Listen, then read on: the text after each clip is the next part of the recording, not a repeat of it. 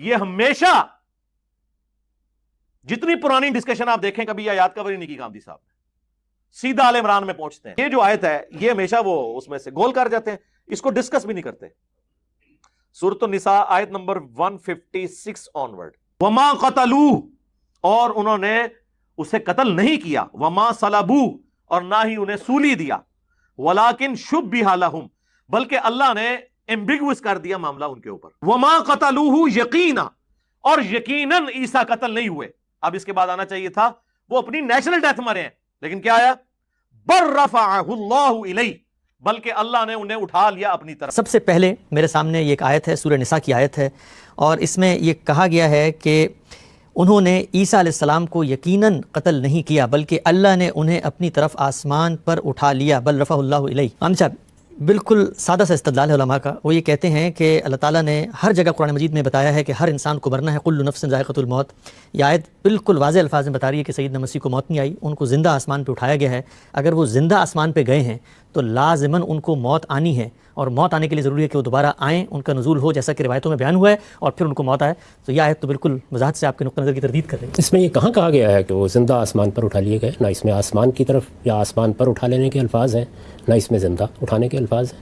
یعنی آیت تو یہ ہے کہ بل رفعہ اللہ الیہ، اللہ نے انہیں اپنی طرف اٹھا لیا.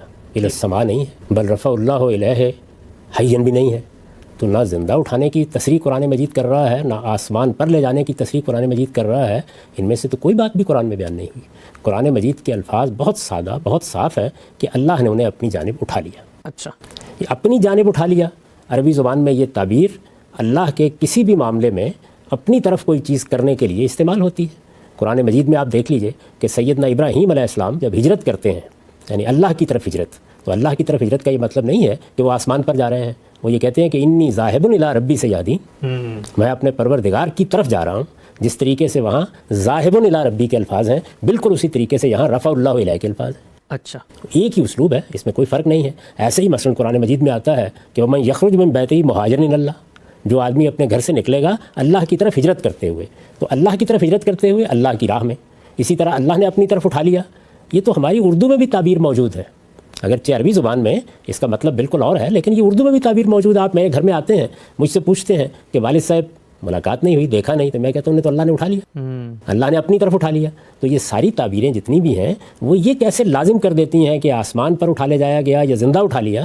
ان میں سے کوئی چیز بھی قرآن میں بیان نہیں ہوئی، اور میں یہ عرض کرتا ہوں کہ کسی صحیح حدیث میں بھی بیان نہیں ہوئی. اچھا، قرآن مجید کے الفاظ تک رہیے. اللہ کی کتاب قرآن مجید کو رہنما بنا کر چلنا چاہیے، الفاظ کے دامن کو پکڑ کر آگے بڑھنا چاہیے. تو اس میں کوئی شک نہیں کہ قرآن مجید یہ کہتا ہے کہ جس وقت ان لوگوں نے یہ کوشش کی کہ وہ اللہ کے ایک رسول کو قتل کر دیں، یہ کوشش کی کہ اللہ کے ایک رسول کو سلیب دیں، یہ کوشش کی کہ ان کو سلیب دے کر ان کی تذلیل کریں، تو اللہ نے ان میں سے کوئی چیز نہیں ہونے دی. اگر آپ ان آیات کو پڑھیں اور ان کا زور دیکھیں کہ اللہ تعالیٰ کس وضاحت کے ساتھ یہ بتا رہے ہیں کہ ما قتلوہ وما صلبوہ، انہوں نے ان کو سلیب نہیں دی، انہوں نے ان کو قتل نہیں کیا، ان میں سے کچھ بھی کر نہیں سکے. یہ زور کیوں ہے اتنا غیر معمولی؟ اللہ تعالیٰ کے نبی ہیں جنہیں قتل کیا گیا ہے.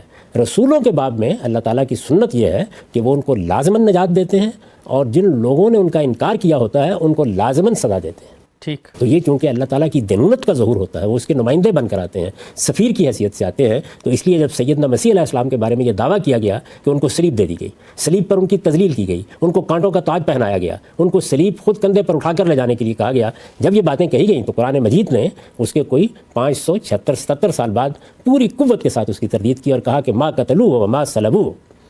نہ وہ ان کو قتل کر سکے، نہ وہ ان کو سلیب دے سکے. کیا ہوا؟ معاملہ ان کے لیے مشتبہ کر دیا گیا، ولیکن شبہ لہم. اور اصل میں کیا چیز ہوئی؟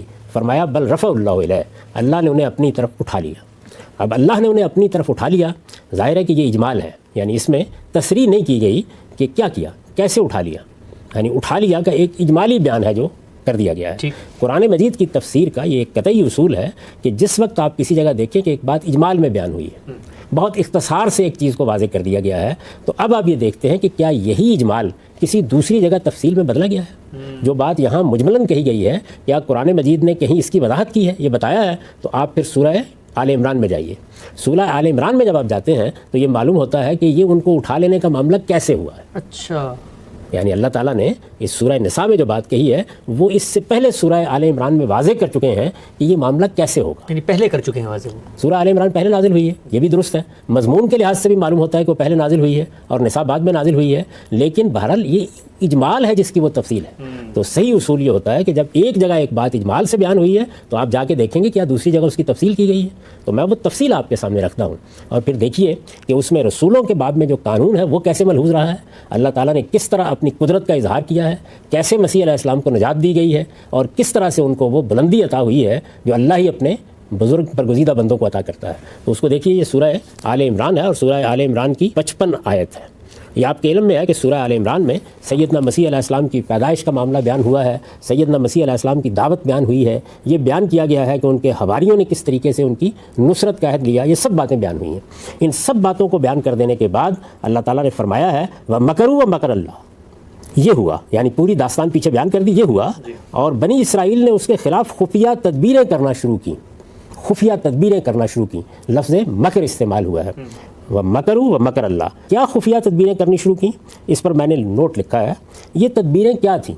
استاد امام امین احسن اصلاحی نے ان کی وضاحت اس طرح فرمائی ہے. ایک تو انہوں نے آپ پر اور آپ کے ساتھیوں پر اسلاف کی روایات توڑنے اور بزرگوں کی توہین و تحقیر کا الزام لگایا تاکہ عوام کے جذبات ان کے خلاف بھڑکا سکیں. یعنی یہ معاملہ کیسے ہوا؟ دوسرا جال انہوں نے یہ بچھایا کہ اپنے مخصوص آدمی بھیج کر ان سے ایسے سوالات کیے جن کے جوابوں سے ان کے خلاف کفر و ارتداد کے فتوے کا مواد فراہم ہو سکے. یہ کام یہود کے فقیہوں اور فریسیوں نے بڑی سرگرمی سے انجام دیا، اور سیدنا مسیح کی تمثیلوں اور تشبیہوں کے اندر سے انہوں نے اپنی دانست میں وہ مواد فراہم کر لیا جس کی بنیاد پر ان کے واجب القتل ہونے کا فتویٰ دیا جا سکے. اچھا، یعنی یہ وہ تدابیر ہیں جو ان کی دعوت سے آزردہ ہو کر بنی اسرائیل کے علماء نے کرنی شروع کی. تیسرا یہ کہ اس زمانے میں چونکہ ملک پر سیاسی اقتدار رومیوں کا تھا، یعنی جس جگہ یروشلم میں ان کے ساتھ یہ معاملہ ہو رہا تھا وہاں اس وقت رومیوں کا اقتدار قائم تھا، انہی کا مقرر کردہ عامل پلاطس وہاں تھا. تیسرا یہ کہ اس زمانے میں چونکہ ملک پر سیاسی اقتدار رومیوں کا تھا، اس وجہ سے ان کو بھڑکانے کے لیے مواد فراہم کرنے کی کوشش کی گئی. پہلے تو خراج کی ادائیگی سے متعلق سیدنا مسیح علیہ السلام سے سوالات کیے گئے جن سے یہ ثابت ہو سکے کہ یہ شخص لوگوں کو کیسر کو خراج دینے سے روکتا ہے. اچھا، یعنی یہ صلیب دینے کی سازش ہوئی کیسے؟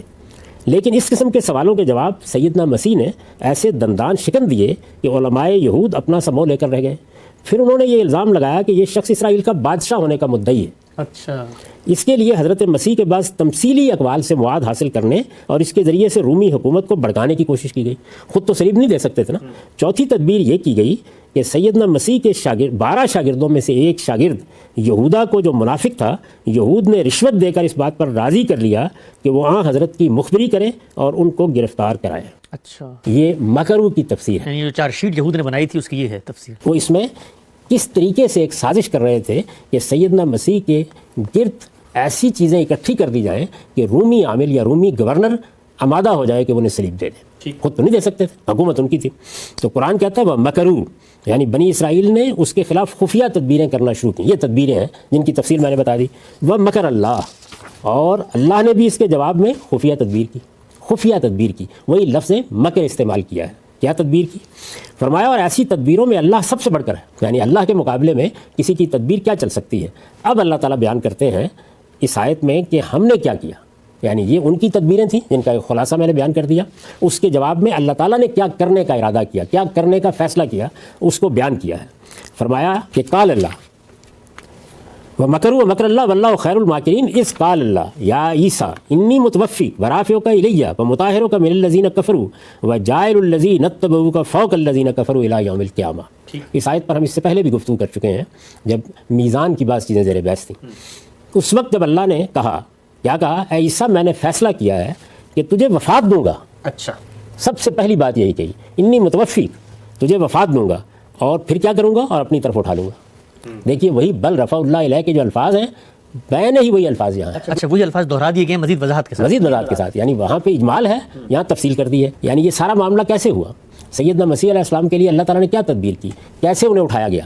تو یہ ارشاد فرمایا ہے کہ میں نے فیصلہ کیا ہے کہ تجھے وفات دوں گا اور اپنی طرف اٹھا لوں گا اور تیرے ان منکروں سے تجھے پاک کروں گا اور تیری پیروی کرنے والوں کو قیامت کے دن تک ان منکروں پر غالب رکھوں گا. یہ اعلان کیا گیا. تو یہاں اب یہ تفصیل کر دی اللہ تعالیٰ نے کہ یہ رفع کیسے ہوا. یعنی پہلے ان کی روح قبض کی گئی، ان کو وفات دی گئی، اس کے بعد جب روح قبض ہو جاتی ہے، وفات ہو جاتی ہے، تو کیا رہ جاتا ہے باقی؟ جسم. تو ان کے جسم اطہر کو فرشتے اٹھا لے گئے. اچھا، اب دیکھیے اس پر میں نے لکھا ہے یعنی روح قبض کر کے تیرا جسم بھی اپنی طرف اٹھا لوں گا. یعنی روح قبض کر کے، دیکھیے قرآن کے ایک ایک لفظ کا حق ادا کیجئے. انی متوفیک، میرا فیصلہ کیا ہے؟ اللہ تعالیٰ کہتے ہیں میں تیری روح قبض کروں گا، تجھے وفات دوں گا، جو بھی تعبیر اختیار کرنی ہو. یعنی روح قبض کر کے تیرا جسم بھی اپنی طرف اٹھا لوں گا تاکہ یہ ظالم اس کی توہین نہ کر سکے. اچھا، یعنی ایک تو ان کی خواہش تھی کہ وہ صلیب دیں، پھر اس کے بعد جو احانت کر سکتے ہیں وہ کریں. اللہ تعالیٰ نے دونوں سے سیدنا مسیح علیہ السلام کو محفوظ کیا.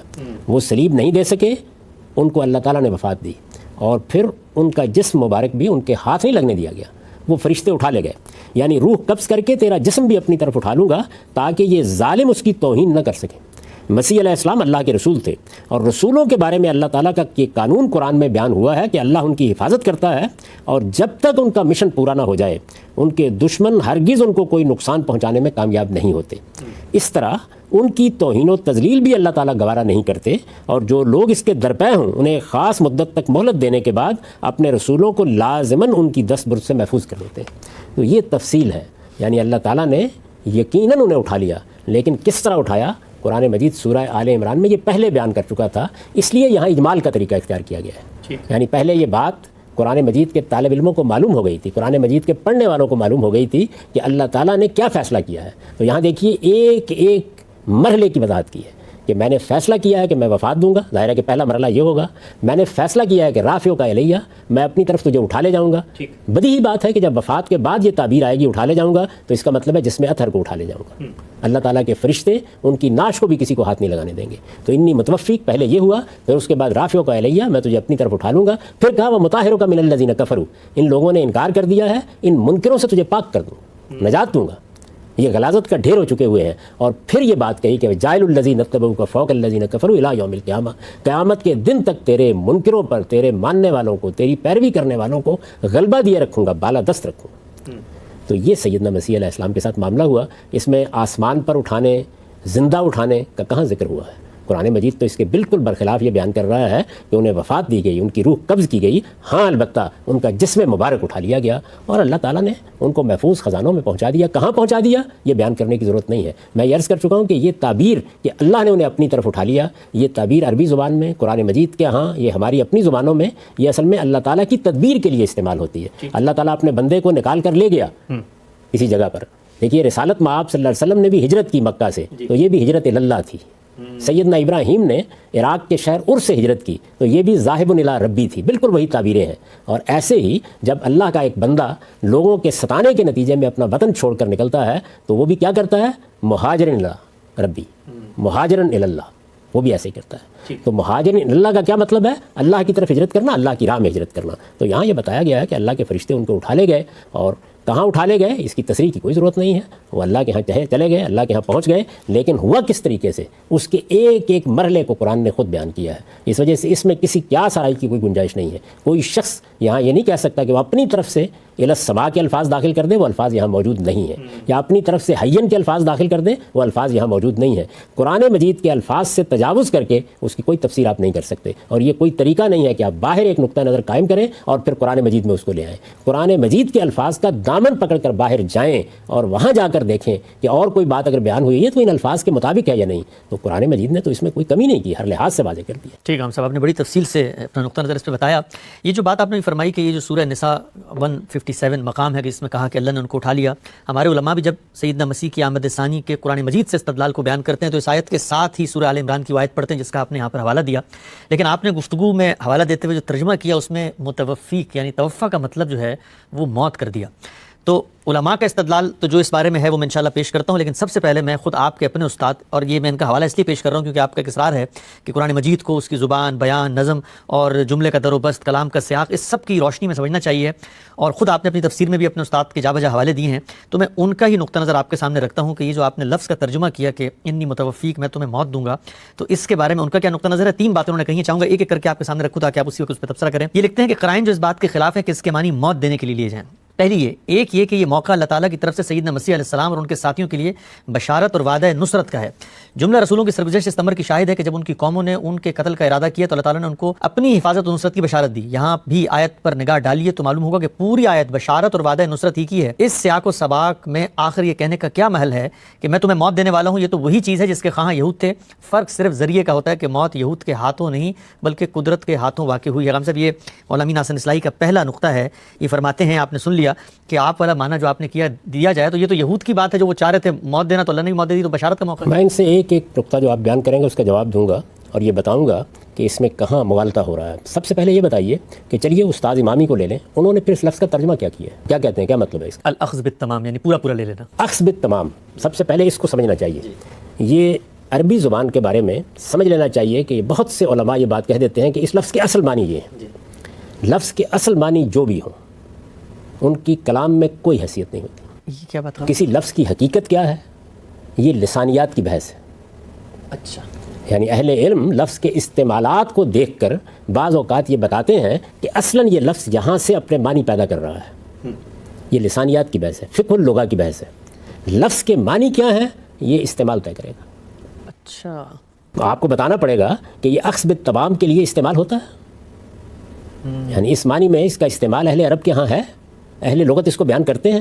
کلام عرب میں اس کے کوئی شواہد موجود ہیں، میں یہاں کے اصول بیان کروں گا آپ. وہ یہ ہے کہ جس وقت آپ عربی زبان میں کسی فعل کو دیکھتے ہیں تو سب سے پہلے یہ دیکھنا چاہیے کہ وہ نسبت کیا ہے جس کے ساتھ وہ معنی دے رہا ہے. یعنی یہ نہیں ہوتا کہ آپ نے لفظ کے ایک معنی لے لیے اور جہاں چاہے اس کا اطلاق کر دیا. آپ اس کی تمام نسبتوں کو دیکھیں گے. بالعموم 3 نسبتیں ہوتی ہیں. یعنی یا اس کا مفعول کوئی امر بن رہا ہوگا، یا اس کا مفعول کوئی شے بن رہی ہوگی، یا اس کا مفعول انسان بن رہا ہوگا، کوئی جاندار بن رہا ہوگا، رجل کہیے وہ بن رہا ہوگا. تو جس وقت فعل آتا ہے تو وہ ان تینوں صورتوں میں الگ الگ معنی میں چلا جاتا ہے. یہ اس کے استعمالات ہیں. یعنی کسی فعل کے یا کسی اسم کے معنی اگر آپ جاننا چاہتے ہیں تو آپ کو یہ بتانا پڑے گا کہ اہل عرب اس کو کس مفہوم میں استعمال کرتے ہیں. اچھا، تو میں آپ سے عرض کرتا ہوں یہ اقرب الموارد ہے. آپ یہ دیکھیے کہ یہی فعل ہے، یہ فعل جو توفع ہے جو یہاں استعمال ہوا ہے، اس کو کس طریقے سے انہوں نے واضح کیا ہے. آپ جانتے ہیں کہ اقرب الموارد کی کیا حیثیت ہے عربی لغت میں. وہ کہتے ہیں توفع حقہ توفیہ اخذہ وافیاً. یعنی اگر حق کیا ہے، امر ہے. میں نے عرض کیا نا، یا امر ہوگا یا شے ہوگی یا رجل ہوگا. یہ امر ہے تو وہ کہتے ہیں کہ اگر حق اس کا مفعول بنے گا تو اس کے معنی یہ ہوں گے کہ پورا حق لے لیا. ٹھیک، کہ دیکھیے یہاں اخذ بالتمام ہی کے معنی ہے، لیکن امر کے ساتھ. امر کے ساتھ، یہ فرد کے ساتھ نہیں ہے. مزید مثال دیتے ہیں، وَيُقال توفیت من فلان ما لِیَ إِلَیْهِ. یعنی میں نے فلاں سے وہ سب لے لیا جو میرا اس پر حق بنتا تھا. مزید اس کی وضاحت کی ہے. اس کے بعد کہتے ہیں کہ یہی فعل مدت کے لیے بھی استعمال ہوتا ہے.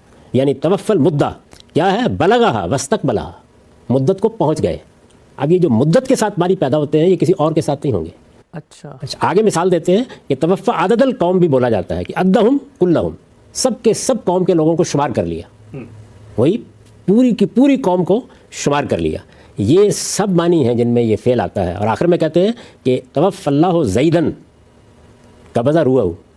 اچھا، رجل کے ساتھ، یعنی جب اللہ اس کا فاعل بنے گا اور انسان اس کا مفعول ہوگا تو اس کے معنی ہوں گے موت دے دی، قبضہ روحہ.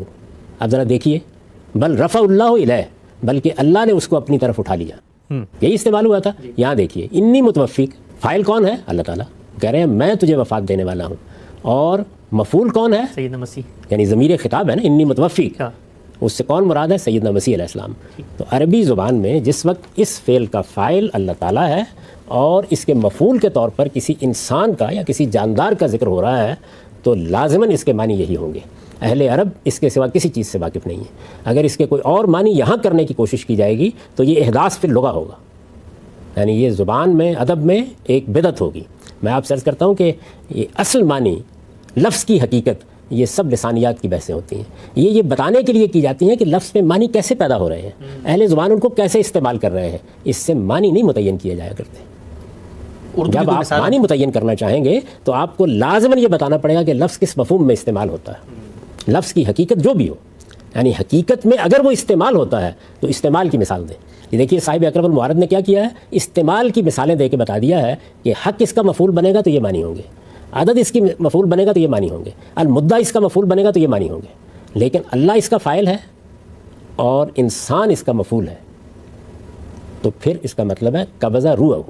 اس کی روح قبض کر لی، اس کو وفات دے دی۔ یہی غلطی ہمارے ہاں موجودہ زمانے میں بعض ان لوگوں نے بھی کی جنہوں نے لغات القرآن جیسی کتابیں لکھ کے قرآن کی تفسیر کرنا چاہیے۔ ان کی بھی بنیادی غلطی یہی ہے کہ وہ یہ اس چیز کو سمجھ نہیں سکے کہ کسی لفظ کی حقیقت یا اس کے معنی جب بیان کیے جا رہے ہوتے ہیں تو اس کا مطلب کیا ہوتا ہے۔ لفظ کی حقیقت یہ ایک ماہر لسانیات دریافت کر کے آپ کو بتاتا ہے تاکہ لفظ کو آپ پہچان سکیں، یہ جان سکیں کہ اس میں معنی کیسے پیدا ہوتے ہیں، وہ کس معنی میں استعمال ہوا ہے یہ ہمیشہ اہل زبان طے کرتے ہیں، یہ ان کا استعمال طے کرتا ہے۔ اور ایسا بھی نہیں ہو سکتا کہ آپ اس لفظ کے ساتھ کوئی صلہ استعمال ہوتا ہے، اس کے مفعول میں کوئی تبدیلی آتی ہے، وہ شے کے ساتھ ایک معنی دیتا ہے، وہ امر کے ساتھ ایک معنی دیتا ہے، اور آپ اس سب کچھ کو تبدیل کر کے امر کے معنی شے کے ساتھ لے لیں، شے کے معنی امر کے ساتھ لے لیں، اور جو امر اور شے کے معنی ہیں وہ رجل کے ساتھ لے لیں۔ یہ نہیں ہو سکتا۔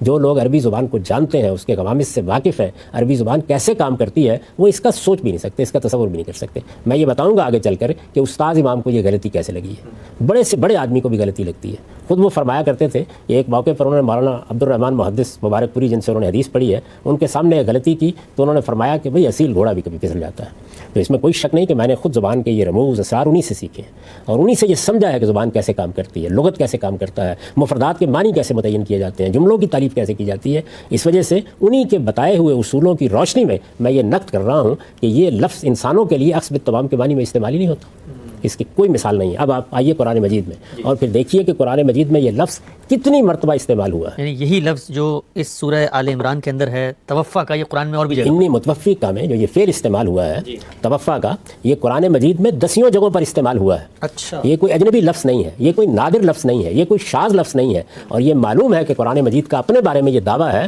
کہ وہ بلسان عربی مبین نازل ہوا ہے۔ جی، یعنی وہ جب کوئی بات کرتا ہے تو معروف ترین اسالیب اختیار کرتا ہے، معروف الفاظ میں اپنا مدعا ادا کرتا ہے۔ اس نے اس لفظ کو کہاں کہاں استعمال کیا ہے میں اس کی تفصیلات آپ کے سامنے رکھ دیتا ہوں، اور پھر خود فیصلہ کیجئے کہ قرآن مجید میں اس لفظ کو کسی دوسرے معنی میں لیا جا سکتا ہے۔ ایک ایک سورہ کو دیکھتے جائیے۔ سب سے پہلے سورہ نساء کی آیت 97 ارشاد ہے ان الذین توفاهم الملائکہ ظالمی انفسہم قالوا فیما کنتم، وہ لوگ کہ جن کو فرشتے اس حال میں وفات دیں گے کہ وہ اپنی جانوں پر ظلم ڈائے ہوئے ہوں گے۔ دیکھ لیجئے، تمام تفسیروں کو نکال کے لے لیں، تمام ترجموں کو نکال کے دیکھ لیں، یہاں اس لفظ کے کوئی اور معنی کسی نے کیے ہیں۔ فرشتے ان کو وفات دیں گے، وہی توفاهم الملائکہ، وہی فعل استعمال ہوا، قالوا فیما کنتم، اور وہ پوچھیں گے ان سے کہ یہ تم کس صورتحال میں رہے۔ آگے چلیے، سورہ انعام کی آیت 61 ہے حتی اذا جاء احدکم الموت توفته رسلنا وهم لا یفرطون، یہاں تک کہ جب کسی کی موت آ جائے گی، اذا جاء احدکم الموت توفته رسلنا، تو ہمارے فرشتے اس کو وفات دیتے ہیں۔ اچھا، اب یہاں دیکھیے کہ اذا جاء احدکم الموت، یہ الفاظ ہیں، اور اس کے بعد واضح کر دیا کہ توفته رسلنا، جس وقت موت کا وقت آ جاتا ہے، جب موت کی گھڑی آ جاتی ہے تو پھر ہوتا کیا ہے، ہمارے فرشتے اس کو وفات دیتے ہیں، بالکل اسی معنی میں، اور وہ اس میں کوئی کمی نہیں کرتے۔ اچھا، اس کے بعد سورہ محمد میں دیکھیے فکیف اذا توفتهم الملائکہ یضربون وجوہہم وادبارہم، پھر کیا بنے گی اس وقت جس وقت ان کو فرشتے وفات دیں گے ان کے چہروں پر اور ان کی پیٹھ پر مارتے ہوئے۔ اچھا، یہ سورہ محمد تھی، سورہ محمد کی آیت 27۔ اس کے بعد مائدہ میں دیکھیے آیت 117 فلما توفیتنی کنت انت الرقیب علیہم، یہ مسیح علیہ السلامی کا قول ہے، بالکل وہی فعل انہوں نے استعمال کیا ہے وہاں یہ گفتگو کرتے ہوئے کہ جب اللہ تعالیٰ آپ نے مجھے اٹھا لیا، وہ موقع تھا نا، وہ کہتے ہیں جب اللہ تعالیٰ نے مجھے آسمان پر بلا لیا، وہاں وہی فعل استعمال کیا، زندہ بلا لیا۔ فلما توفیتنی، کہ پروردگار جب آپ نے مجھے وفات دے دی، کنت انت الرقیب علیہم، پھر آپ ہی ان پر نگران رہے ہیں۔ سورہ نحل میں دیکھیے، سورہ نحل کی آیت 28 ہے الذین تتوفاهم الملائکۃ ظالمی انفسہم، یہ لوگ کہ جن کو ملائکہ فرشتے وفات دیتے ہیں اس حال میں کہ یہ اپنی جانوں پر ظلم ڈائے ہوئے ہوتے ہیں، یہاں بھی دیکھیے اسی مفہوم میں الذین تتوفاهم الملائکۃ الطیبین یقولون سلام علیکم، یہ اسی سورہ نحل کی آیت 32 ہے۔ اس میں کیا کہا ہے، یہ لوگ کہ جن کو فرشتے وفات دیتے ہیں اس طرح کہ وہ ان کے استقبال کے لیے کھڑے ہوتے ہیں، پاکیزہ روحیں آئیے، خیر مقدم، آپ پر اللہ کی سلامتی ہو۔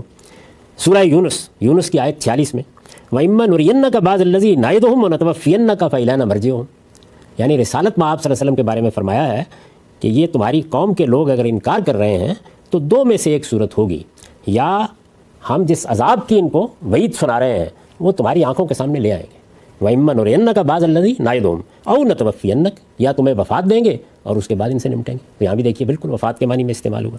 پھر اس کے بعد سورہ رعد سورہ رات کی 40 آیت ہے، اس میں بھی بالکل وہی مضمون ہے، وَإِمَّا نُرِيَنَّكَ بَعْضَ الَّذِي نَعِدُهُمْ أَوْ نَتَوَفِّيَنَّكَ، بالکل وہی الفاظ وہی بات یہاں بھی رسالت مآب صلی اللہ علیہ وسلم کے معاملے میں دہرائی ہے۔ سورہ غافر آیت 70 ہے، فَإِمَّا نُرِيَنَّكَ بَعْضَ الَّذِي نَعِدُهُمْ أَوْ نَتَوَفِّيَنَّكَ فَإِلَيْنَا يُرْجَعُونَ، وہی الفاظ وہی بات پھر وہی فعل استعمال کیا ہے۔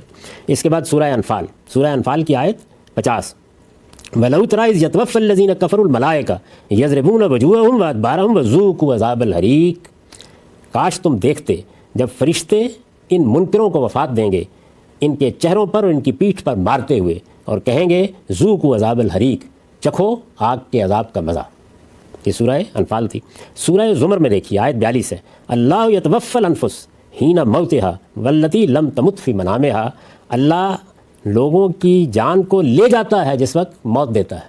تو یہاں پر بھی یتوفا کا لفظ استعمال ہوا، اور آگے والتی لم تمت فی منامها، یعنی نیند میں بھی فرمایا کہ اللہ یہی کام کرتے ہیں۔ اچھا، یہ میں عرض کروں گا آگے کہ نیند میں بھی ایک نوعیت کا قبض روح ہوتا ہے، تو اس لیے قرآن مجید نے اس کے لیے بھی استعمال کیا ہے۔ چنانچہ دیکھیے آپ حدیث میں آپ نے دیکھا ہوگا ہمیں ایک دعا سکھائی گئی ہے، وہ دعا کیا ہے؟ ہم جب صبح اٹھتے ہیں نیند کھلتی ہے تو اللہ کا شکر ادا کرتے ہوئے کہتے ہیں کہ الحمدللہ الذی احیانا بعد ما اماتنا والیہ النشور، اس پروردگار کا شکر ہے جس نے مجھے زندہ کیا اس کے بعد کہ اس نے مجھے مار دیا تھا۔ یہاں موت کا لفظ استعمال ہوا ہے، تو موت کا لفظ، وفات کا لفظ نیند کے لیے بھی مجازی اعتبار سے استعمال ہوتا ہے۔ یہ کیا چیز ہوتی ہے؟ لفظ پہلے ایک مجاز اختیار کرتا ہے، پھر اس کے بعد ایک دوسرا مجاز اختیار کر لیتا ہے۔ ہم بہت سے موقعوں کے اوپر یہ کہتے ہیں آدمی سویا ہوا ہے اٹھ نہیں رہا تو کہتے ہیں مرا پڑا ہے، تو یہی تعبیر اللہ تعالیٰ نے بھی اختیار کی ہے۔ اس تعبیر کی مثال بھی یہ قرآن مجید میں موجود ہے۔ آگے چلیے، پھر اس کے بعد فرمایا ہے سورہ انعام میں وَهُوَ الَّذِي يَتَفَفَّاكُم بِاللَّيْلِ وَيَعْلَمُ مَا جَرَحْتُم بِالنَّهَارِ، وہی ہے کہ جو تمہیں رات میں وفات دے دیتا ہے، وہی نیند کے لیے ایک نوعیت کا قبض روح ہوتا ہے، پھر قرآن کہتا ہے کہ وہ روح لوٹا دی جاتی ہے تمہاری طرف، تو موت سے ملتی جلتی صورت پیش آتی ہے، اس کے لیے بھی یہی لفظ اللہ تعالیٰ نے استعمال کیا، لیکن ہر حال میں اس کی نوعیت ایک ہی رہتی ہے جس کے لیے اس کو استعمال کیا گیا ہے۔ آگے سورہ یونس ہے آیت 104، وَلَٰكِنْ أَعْبُدُ اللَّهَ الَّذِي يَتَوَفَّاكُم، مگر میں تو اللہ کی عبادت کرتا ہوں، وہ اللہ جو تمہیں وفات دیتا ہے، الذی یتوفاکم۔ سورہ نحل کی آیت 70 ہے، واللہ خلقکم ثم یتوفاکم ومنکم من یرد الی ارذل العمر، اللہ نے تم کو پیدا کیا ہے وہی تمہیں وفات دے گا، اور تم میں سے وہ بھی ہے کہ جو پھر بڑی عمر کو، آخری عمر کو لوٹا دیے جاتے ہیں، یعنی بڑھاپے کو لوٹا دیے جاتے ہیں۔ سورہ سجدہ کی آیت 11 ہے، قل یتوفاکم ملک الموت الذی وکل بکم، ان سے کہو کہ تمہیں موت کا فرشتہ وفات دے گا۔ یہاں بھی دیکھیے یتوفاکم، جس کے تم سپرد کیے گئے ہو۔ سورہ نساء کی آیت 15 ہے، فَأَمْسِكُوهُنَّ فِي الْبُيُوتِ حَتَّى يَتَوَفَّاهُنَّ الْمَوْتُ، وہ عورتیں جو کعبہ گری کرتی ہیں ان کے بارے میں ارشاد ہوا ہے کہ ان کو ان کے گھروں میں بند کر دو یہاں تک کہ موت انہیں آ لے، اس میں بھی يَتَوَفَّاهُنَّ الْمَوْتُ بالکل وہی فعل استعمال کیا گیا۔ سورہ اعراف ہے، حَتَّى إِذَا جَاءَتْهُمْ رُسُلُنَا يَتَوَفَّوْنَهُمْ قَالُوا أَيْنَ مَا كُنتُمْ تَدْعُونَ مِن دُونِ اللَّهِ، یہاں تک کہ جب ہمارے پیغام بر، ہمارے فرشتے آئیں گے اور وہ ان کو وفات دیں گے تو کہیں گے کہ جن کو تم خدا کے سوا پکارتے تھے وہ کہاں گئے؟ تو یہاں بھی دیکھ لیجیے وہی فعل استعمال ہوا۔ سورہ آل عمران کی 193 میں ربنا فاغفر لنا ذنوبنا وکفر عنا سیئاتنا وتوفنا مع الابرار، جی یہ ہم روز پڑھتے ہیں دعا، بہت مشہور دعا ہے، اس میں بھی دیکھیے یعنی صالحین کے ساتھ ہمیں وفات دینا۔ اعراف میں ہے 126 آیت، ربنا افرغ علینا صبرا وتوفنا مسلمین، پروردگار ہم پر صبر کا فیضان اڑیل دے اور ہمیں وفات دے اس حال میں کہ ہم مسلمان ہوں۔ سورہ یوسف میں ہے، توفنی مسلمن والحقنی بالصالحین، پروردگار مجھے مسلمان کی حیثیت سے موت دے اور صالحین کے ساتھ ملا دے۔ سورہ حج میں ہے، وَمِنْكُمْ مَن يُتَوَفَّى وَمِنْكُمْ مَن يُرَدُّ إِلَىٰ أَرْذَلِ الْعُمُرِ، تم میں وہ بھی ہیں کہ جن کو وفات دی جاتی ہے اور وہ بھی ہیں کہ جو بڑھاپے کی عمر کو لوٹا دیے جاتے ہیں۔ سورہ غافر میں ہے، وَمِنْكُمْ مَن يُتَوَفَّى من قبل وَلِتَبْلُغُوا أَجَلًا مُّسَمًّى وَلَعَلَّكُمْ تَعْقِلُونَ، بالکل دیکھیے اسی مفہوم میں تم میں سے کچھ وہ ہیں کہ جن کو وفات دی جاتی ہے۔ عورتوں کی وفات، ان کے بیوہ ہو جانے کے مسائل قرآن مجید میں زیر بحث آئے ہیں، خاص طور پر اگر ان کے شوہر دنیا سے رخصت ہو جائیں تو دیکھیے وہاں سورہ بقرہ میں بالکل یہی لفظ استعمال ہوا ہے، وَالَّذِينَ يُتَوَفَّوْنَ مِنكُمْ وَيَذَرُونَ أَزْوَاجًا، وہ لوگ جو تم میں سے وفات پا جائیں اور اپنے پیچھے اپنی بیویاں چھوڑ جائیں، یتربصن بانفسہن اربعۃ اشہر وعشرہ، یہ قرآن مجید میں اس فعل کے استعمالات ہیں۔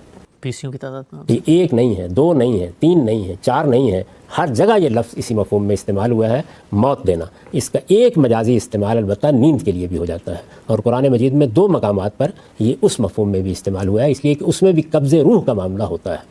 اس لفظ کی حقیقت یہ ہے، تو سوال یہ ہے کہ عربی زبان کا اتنا عام لفظ، اتنا معروف لفظ، ہر شخص اس کو استعمال کر رہا ہے۔ آپ وفیات کی کوئی کتاب اٹھا لیں، ہر جگہ استعمال ہوگا۔ آپ کہتے ہیں فلاں بڑے آدمی تھے المتوفا، اس کے بعد آپ سن بتا رہے ہوتے ہیں کس میں توفیہ فلان، اسی لفظ سے آپ اس کا ذکر کر رہے ہوتے ہیں۔ آپ کی اردو میں بھی یہ لفظ استعمال ہوتا ہے، وفات دے دی۔ تو عربی زبان میں، آپ کی زبان میں ہر جگہ اس لفظ کا یہی مفہوم ہے، اس میں استعمال ہوگا۔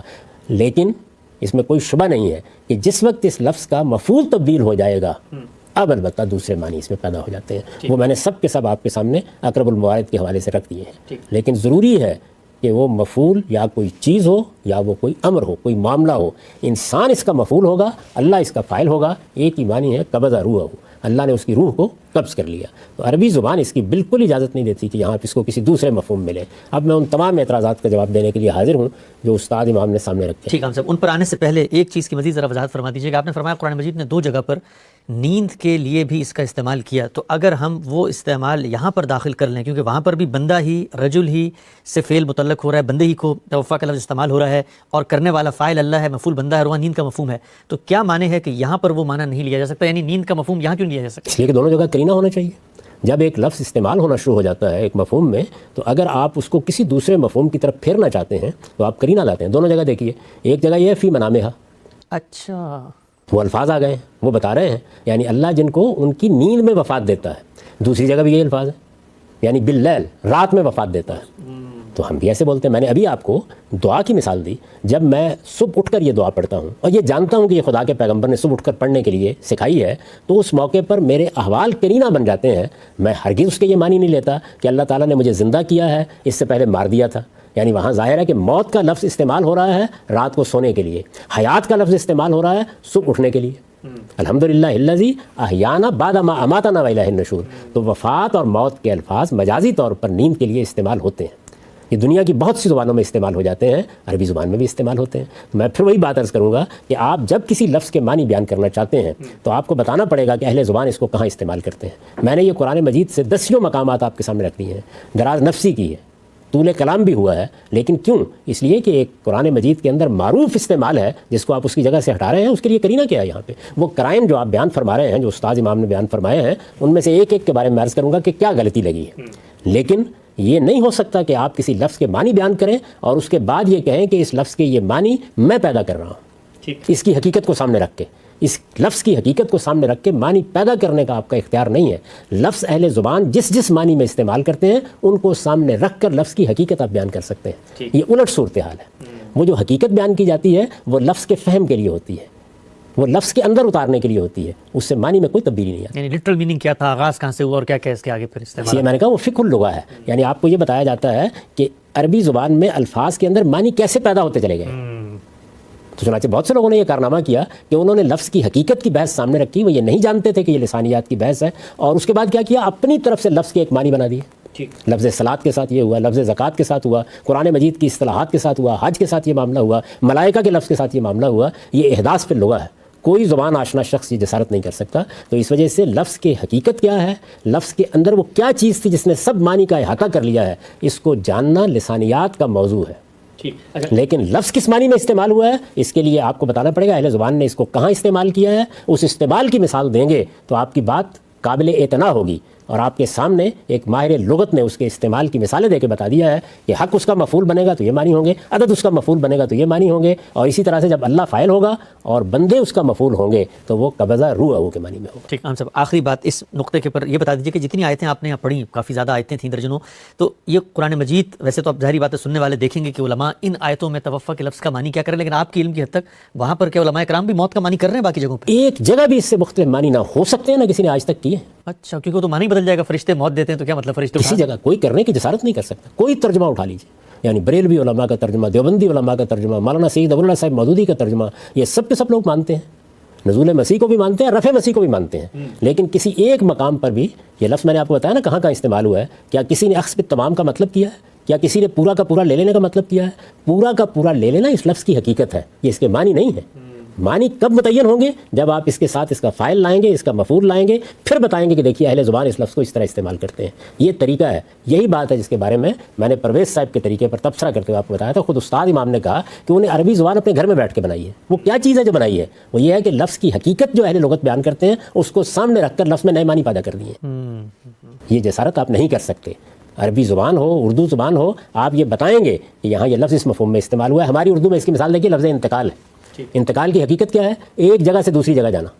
لیکن جس وقت آپ میرے گھر آتے ہیں اور مجھ سے پوچھتے ہیں کہ والد صاحب نظر نہیں آ رہے، اور میں آپ سے کہتا ہوں والد صاحب تو انتقال فرما گئے، میرے اس جملے میں کیا کوئی دوسرے معنی ہو سکتے ہیں؟ حالانکہ انتقال کا لفظ اور منتقل ہونے کا لفظ دوسرے مفہوم میں بھی استعمال ہوتا ہے اردو زبان میں۔ اگر میں اس کو استعمال کرنا چاہوں تو مجھے کرینہ لانا پڑے گا۔ وہ کیا ہوگا؟ میں یہ کہوں گا کہ والد صاحب تو ملتان سے لاہور انتقال فرما گئے ہیں، اور یہ تاریخ کا جملہ یا طنز کا جملہ یا تفنن طبع کا جملہ سمجھا جائے گا۔ پھر بھی میں لفظ کو ایسے استعمال نہیں کر سکتا۔ تو اصل چیز یہ ہے کہ زبان کو بولتے وقت لفظ کس مفہوم میں استعمال کیا جاتا ہے۔ غالب نے کس معنی میں استعمال کیا، میر نے کس معنی میں استعمال کیا، میر امن نے کس معنی میں استعمال کیا، حالی اور شبلی نے کس معنی میں استعمال کیا۔ اہل زبان کے استعمالات ہوتے ہیں، یا جو معروف لغت ہوتا ہے تو ہر شخص اس کو استعمال کر رہا ہوتا ہے۔ ہماری اردو میں بھی ایسے ہی ہے۔ تو آپ لفظ انتقال کو وفات دینے کے معنی میں یا وفات پانی کے معنی میں استعمال کرتے ہیں نا، اردو زبان کا عام لفظ ہے، لیکن آپ جس وقت جملہ بولتے ہیں تو اگر آپ حقیقت کی طرف لوٹانا چاہیں گے اس کو، یا دوسرے معنی کی طرف لے جانا چاہیں گے، تو آپ کو کرینہ پیدا کرنا۔ ٹھیک ٹھیک۔ چنانچہ دیکھیے قرآن مجید نے جب اس کو نیند کے لیے استعمال کیا ہے تو فی منامی حق، تو دونوں جگہ وہ کرینہ پیدا کیا ہے، جس کے بعد وہ اس معنی میں استعمال ہوا ہے۔ یہ کوئی طریقہ نہیں ہوتا کہ آپ لغت کو اٹھائیں اور اٹھا کر وہاں سے ایک حقیقی معنی نکالیں، تو وہ حقیقی معنی کی آپ کو مثال دینی پڑے گی کہ اس میں استعمال ہوتا ہے یا نہیں ہوتا۔ تو میں پوری ذمہ داری کے ساتھ یہ کہتا ہوں کہ اس لفظ کا فاعل جب اللہ تعالیٰ ہوتا ہے اور اس کا مفعول جب انسان اور اس کے بندے ہوتے ہیں، تو یہ وفات دینے کے سوا، قبض روح کے سوا کسی مفہوم میں استعمال نہیں ہوتا۔ ٹھیک ہم سب بڑی آپ نے خوبصورتی سے، بڑی تفصیل سے وضاحت کی اس لفظ کی، کہ اس لفظ کے استعمالات کیا ہیں، اور استعمال ہی ہے، اور استعمال کس کے ساتھ ہو رہا ہے وہی طے کرے گا کہ لفظ کا معروف معنی کیا ہے۔ بڑھتے ہیں آگے، اور خاتمے کی طرف، آج کی نشست کا وقت بھی زیادہ ہو رہا ہے۔ میں ایک ایک کر کے پڑھ تو میں نے دیا تھا، خلاصہ رکھ دیتا ہوں۔ استاد امام آپ کے لکھتے ہیں کہ موت کا معنی توفیٰ سے، بھول گئے ہوں گے، آپ دوبارہ پڑھ دیں۔ میں دوبارہ پڑھ دیتا ہوں جی۔ ابھی تو میں نے صرف جو معنی کیے گئے اخذ بالتمام کے پورا لے لینا، اس پر تبصرہ کیا ہے کہ وہ لفظ کی حقیقت ہے، لفظ کے معنی نہیں ہے، اور لفظ اپنی حقیقت میں کبھی استعمال نہیں ہوتا، کوئی لفظ بھی استعمال نہیں ہوتا۔ یہ حقیقت تو اصل میں ماہرین لسانیات کی دریافت ہوتی ہے، اور کچھ بھی نہیں ہوتا۔ اہل زبان کبھی اس کو استعمال نہیں کر رہے ہوتے، وہ جس مفہوم میں استعمال کرتے ہیں اس کی نظیر دینی پڑے گی، اس کو ثابت کرنا پڑے گا، اس کے بعد آپ کہہ سکتے ہیں کہ یہ لفظ یہاں اس معنی میں استعمال ہوا ہے۔ لیکن اب جو قرائن ہے بتائیے مجھے۔ ٹھیک ہے، ہم سب جو آپ نے بات فرمائی اس پہ ایک چیز ذہن میں آئی۔ ہم اردو میں جب زمین کے بارے میں کہتے ہیں، ہمارے گاؤں دیہاتوں میں جب وہ کرتے ہیں خرید فروخت، تو کہتے ہیں ہم زمین کا انتقال کروانے جا رہے ہیں۔ اب زمین کے انتقال میں جو معنی پیدا ہو رہا ہے، تو کوئی شخص اٹھ کے کہے کہ زمین کے انتقال کا معنی ہوتا ہے زمین منتقل کرنا، تو اب انتقال کا معنی ہر جگہ پہ منتقل کرنے لیا جائے گا۔ بہت اچھی مثال آپ نے دی، یہی میں بتانے کی کوشش کر رہا ہوں کہ یہ دیکھیے لفظ میں وہ کرینہ آئے گا، زمین کے لیے جب وہ استعمال ہوگا تو اس کا مطلب ہوگا ملکیت کی دستاویز میں تبدیلی کرنا۔ آپ اس معنی کو وہاں سے اٹھائیں کہ دیکھیے جی یہ تو استعمال ہوتا ہے اور انسانوں کے لیے کر دیں، تو نہ ہماری اردو اس کی اجازت دیتی ہے، نہ انگریزی زبان اس کی اجازت دیتی ہے، نہ عربی زبان اس کی اجازت دیتی ہے۔ اگر آپ یہ کام کریں گے تو میں پھر بار بار عرض کر رہا ہوں کہ آپ ایک زبان میں بدعت ایجاد کریں گے، یہ بڑا گناہ ہے کہ آپ یہ معاملہ کریں۔ تاہم غلطی بڑے سے بڑے آدمی کو بھی لگ سکتی ہے، علوم فنون کے اطلاق میں غلطیاں لگتی ہیں۔ استاد امام کا مرتبہ اتنا غیر معمولی ہے کہ یہ زبان کا ذوق کیا ہوتا ہے، لفظ کو سمجھا کیسے جاتا ہے، جملے کی تعریف کیا ہوتی ہے، قرآن کا اسٹائل کیا ہے، یہ سب میں نے انہی سے سیکھا ہے، انہی کا فیضان ہے۔ ان سے جو کچھ سیکھا ہے ان کی بات پر بھی اسی کا اطلاق کر رہا ہوں۔ ٹھیک، ہم سب یہ لکھتے ہیں کہ قرائن جو اس بات کے خلاف ہیں کہ اس کے معنی موت دینے کے لیے لیے جائیں، جو توفیٰ کا لفظ استعمال ہوا ہے یہاں پہ۔ پہلا لکھتے ہیں ایک یہ کہ موقع اللہ تعالیٰ کی طرف سے سیدنا مسیح علیہ السلام اور ان کے ساتھیوں کے لیے بشارت اور وعدہ نصرت کا ہے۔ جملہ رسولوں کی سرگزشتیں اس امر کی شاہد ہیں کہ جب ان کی قوموں نے ان کے قتل کا ارادہ کیا تو اللہ تعالیٰ نے ان کو اپنی حفاظت و نصرت کی بشارت دی۔ یہاں بھی آیت پر نگاہ ڈالیے تو معلوم ہوگا کہ پوری آیت بشارت اور وعدہ نصرت ہی کی ہے۔ اس سیاق و سباق میں آخر یہ کہنے کا کیا محل ہے کہ میں تمہیں موت دینے والا ہوں، یہ تو وہی چیز ہوتی ہے جس کے خواہاں یہود تھے، فرق صرف ذریعے کا ہوتا کہ موت یہود کے ہاتھوں نہیں بلکہ قدرت کے ہاتھوں واقع ہوتی۔ اس لیے کہ استاد امام کی اس جانب توجہ نہیں ہوئی کہ رافع کا الیہ کا مطلب کیا ہے۔ یعنی اگر یہ توجہ ہو جاتی کہ رافع کا الیہ جب متوفی کا کے بعد آئے گا تو اس کا مطلب ہے جس میں اثر کو اللہ تعالیٰ اٹھا لے جائیں گے، تو بشارت تو ہو گئی۔ آپ بشارت ہو گئی، یعنی ہاتھ نہیں لگانے دیا، کوئی نقصان نہیں پہنچا سکے۔ رہی یہ بات کہ کیا رسولوں کو وفات نہیں دی جاتی، یہ بات تو تسکہ قرآن مجید میں بیان ہوئی ہے۔ ابھی میں نے آپ کے سامنے آیتیں رکھی ہیں، خود رسول اللہ کے بارے میں اللہ تعالیٰ نے فرمایا ہے کہ امن اور ینک بعد الذین نعدہم ونتوفینک، اور یہ مضمون 3-4 جگہوں پر آیا ہے کہ ہم دو میں سے ایک معاملہ کریں گے، یا تمہارے سامنے وہ سب کچھ لے آئیں گے جس کا ہم وعدہ کر رہے ہیں، جس کی وعید سنا رہے ہیں، اور یا وفات دیں گے تمہیں۔ خود رسالت مآب صلی اللہ علیہ وسلم کی بھی وفات ہی ہوئی ہے۔ تو اللہ تعالیٰ پیغمبروں کو وفات دیتے رہے ہیں، پیغمبروں کو وفات دینا بشارت کے خلاف نہیں ہے۔ اصل چیز یہ تھی کہ اس موقع پر یہ بتانا پیش نظر تھا کہ یہ ہاتھ نہیں لگا سکیں گے، یہ قتل نہیں کر سکیں گے، یہ صلیب نہیں دے سکیں گے، اور اگر ویسے وفات ہو جاتی تو سیدنا مسیح کے ساتھی اس پوزیشن میں نہیں تھے کہ ان کی نعش کی بھی حفاظت کر سکتے۔ اچھا، تو اللہ تعالیٰ نے تو اس میں کمال بشارت کا مضمون پیدا کیا ہے کہ میں وفات دوں گا اور تمہیں اپنی طرف اٹھا بھی لے جاؤں گا۔ تو چونکہ اس جانب توجہ نہیں ہوئی تو ان کا اعتراض بالکل درست ہے، لیکن اگر یہ بات واضح ہو جائے کہ معاملہ ہوا کیا اصل میں، تو پھر یہ بشارت ہی بشارت ہے۔ ٹھیک۔ اچھا صاحب، آپ نے فرمایا کہ رسولوں کو وفات تو دی جاتی ہے، خود آپ نے آیت پڑھی رسول اللہ صلی اللہ علیہ وسلم کے بارے میں، کہا من نرینہ بعض الذین نعدہم، لیکن رسول اللہ صلی اللہ علیہ وسلم کو جب یہود نے مارنے کی کوشش کی، ان پہ پتھر گرانے کی، اس وقت تو اللہ میاں نے بچا لیا نا وہاں پر، تو ان کے ذریعے سے وفات نہیں دی جاتی، اللہ خود وفات دیتا ہے، یہ بات تو واضح ہے نا؟ یہ بالکل ٹھیک ہے، یہاں بھی خود ہی دی ہے، اللہ نے وفات دی، اللہ نے ان کے جسم کو اٹھوا لیا، فرشتے اس کو لے گئے۔ آپ غور کیجئے، قرآن مجید نے پوری تعبیر بیان کر دی ہے، ساری تصویر کھینچ دی ہے کہ میں یہ کرنے کیا والا ہوں۔ ایک ایک لفظ پر آپ غور، انی متوفیک، میں وفات دے دوں گا، ورافعک الیہ، تیرا جسم بھی اپنی طرف اٹھا لے جاؤں گا، قبض روح ہوگا، اس کے بعد جسم اٹھا لے جاؤں گا، پھر مطہرک من الذین کفروا، یہ ہاتھ نہیں لگا سکیں گے تمہیں، میں ان بدبختوں سے تجھے نجات دوں گا، وجاعل الذین فوق الذین کفروا الی یوم القیامہ، اور تیری پیروی کرنے والوں کو قیامت تک بالادست رکھوں گا۔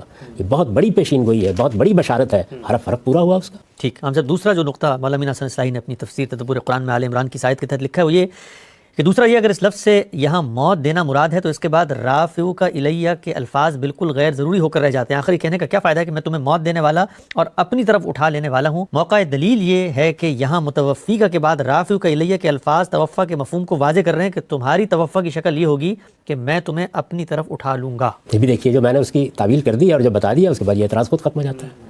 یعنی متوفق پہلے مرحلے کو بیان کر رہا ہے جس میں قبض روح ہوگا، رافعک الیہ دوسرے مرحلے کو بیان کر رہا ہے۔ اگر رافعک الیہ نہ آتا تو پھر مولانا کا اعتراض ٹھیک کرتا، توفیٰ کرنے کے بعد اصل کام جو نصرت و بشارت کا تھا وہ تو رافعک الیہ میں ہوا، وہ اسی میں ہوا ہے۔ یعنی اللہ تعالیٰ نے جب ان کے جسم اطہر کو اپنی طرف اٹھا لیا، فرشتے اسے اٹھا لے گئے، تو اصل بشارت یہی تھی۔ وہ تذلیل کرنا چاہتے تھے، تحقیر کرنا چاہتے تھے، اللہ تعالیٰ نے ان کو ہاتھ بھی نہیں لگانے دیا۔ لیکن یہ سب ہوا کیسے؟ پہلے وفات دی گئی، پہلے قبض روح ہوا، اس کے بعد رفع ہوا۔ ٹھیک ہے ہم صاحب، تیسری بات یہ لکھتے ہیں کہ قرآن نے دوسرے مقام میں جہاں یہ مضمون بیان کیا ہے وہاں متوفیکا کا لفظ بالکل اڑا دیا، قتل اور سولی کی نفی کے بعد جس چیز کا اس بات کیا وہ صرف اٹھا لیے جانے کا ہے، جس آیت پہ بھی آپ نے بڑی تفصیل سے بات کی برف اللہ علیہ۔ تو مولانا یہ کہتے ہیں کہ یہ اصل میں سورہ آل عمران میں اجمال ہے اور تفصیل وہاں ہے، وہاں بتا دیا ہے، وہاں موت کا ذکر ہی نہیں ہے، اور وہاں اللہ نے کہا کہ ہم نے تو اٹھا لیا صرف۔ بالکل الٹ ہے، یہاں تفصیل کر دی گئی تھی، بتا دیا گیا تھا معاملہ کیسے ہوگا، اس لیے وہاں اس کی تفصیل کی ضرورت ہی نہیں تھی۔ وہاں وہی الفاظ بالکل درست ہیں، بل رفع اللہ علیہ، اس لیے کہ واقعہ اصل میں جو غیر معمولی ہوا ہے وہ وہی تو ہوا ہے، اور اس کا بیان آ چکا ہے۔ اس کا بیان یعنی وہ ہوا کیسے، وہ کس ترتیب سے ہوا، پہلے کیا ہوا، بعد میں کیا ہوا، یہ سب تو اللہ تعالیٰ یہاں بیان کر چکے ہیں۔ یہاں تو اس تعبیر کے ساتھ بیان کر چکے ہیں کہ میں نے فیصلہ کیا ہے کہ میں یہ معاملہ اس طریقے سے کروں گا، تو وہاں پر بالاجمال یہ بتا دیا کہ یہ ہوا، اور صرف وہی الفاظ اس لیے رکھے کہ اصلاً وہی بات تھی۔ تو زیر بحث یہ تو ہے ہی نہیں، یعنی میں اس سے اختلاف نہیں کر رہا کہ اٹھا نہیں لیا گیا، اٹھا لیا گیا، کس کو اٹھا لیا گیا؟ جسد اطہر کو اٹھا لیا گیا، قبض روح کے بعد اٹھا لیا گیا۔ تو یہ پوری بات ہے، ایک ایک لفظ کا آپ حق ادا کیجئے، تو قرآن مجید نے گویا پوری بات کی وضاحت کر دی ہے کہ ان کے ساتھ ہوا کیا۔ ٹھیک ٹھیک ٹھیک۔ اچھا ہم سب سمیٹتے ہیں گفتگو کو، آج کی نشست کا وقت بھی ہمارا ختم ہو رہا ہے۔ یہ جو میں نے آپ کے سامنے آج پہلی آیت رکھی، اور بھی کئی آیات ہیں جن کے بارے میں ہمارے علماء کرام کا یہ کہنا ہے کہ بالکل بلو پرنٹس مل چکے ہیں سیدنا مسیح کے آنے کی ان آیات میں۔ تو خلاصہ کریں اپنی گفتگو کا، یہ جو پہلی آیت میں نے آپ کے سامنے رکھی سورہ نساء کی، جس میں کہا کہ اللہ نے ان کو اٹھا لیا، تو اس میں کہیں پر یہ نہیں ہے کہ زندہ اٹھا لیا، کہیں پر یہ نہیں ہے کہ موت نہیں دی گئی، اس کی تفصیل آپ فرماتے ہیں کہ آل عمران میں آ چکی ہے اور کہا کہ ہم نے موت دے دی ہے۔ تو مجھے ذرا یہ بتائیے گا کہ آپ نے بھی یہی آیت سے استدلال کیا تھا اپنی کتاب میزان میں، یہی آیت سورہ آل عمران کی پڑھی تھی، اور ایک اور دوسرے پہلو سے کہا تھا کہ قیامت تک کا لاہ عمل بیان ہو رہا ہے، یہ بہترین موقع تھا بتانے کا۔